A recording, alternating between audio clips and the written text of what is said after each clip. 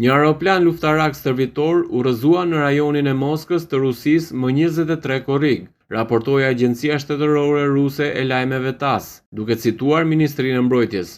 Gazeta pro-shtetërore ruse Kommersant raportoi se një aeroplan luftarak Su-57 u rrëzua. Su-57 është aeroplani luftarak i gjeneratës së 5 të Rusë, i përdorur në luftën kundër Ukrainës, kryesisht për sulme me rrezet e gjatë me raketa KH-59 dhe KH-69. Aeroplani u rrëzua gjatë ngritjes në një zonë të largët, por nuk shkaktoi dëme pasi piloti thuhet se u nxorr nga toka, sipas TASS. Transmetuesi shtetëror rus REN TV raportoi se aeroplani u rrëzua në rrethin e Odintsovës. Media nuk specifikoi fushën ajrore nga e cila u ngrit aeroplani, megjithse zona është shtëpia e fushës ajrore ushtarake Kubinka, e vendosur rreth 60 kilometra në perëndim të Moskës.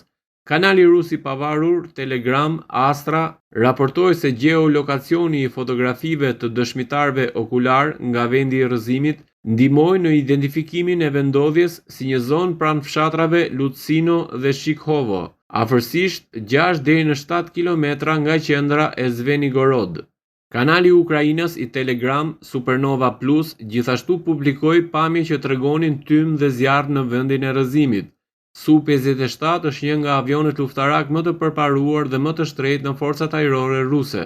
Komandanti i forcave të sistemeve pa pilot Robert Magyar Brovdi tha më 1 maj se një Su-57 i vetëm kushton midis 100 dhe 120 milion dollarëve. Brovdi e përshkroi Su-57 aeroplanin luftarak më të përparuar të Rusisë, si një kërcënim të rëndësishëm për avionët dhe sistemet e mbrojtjes ajrore ukrainase.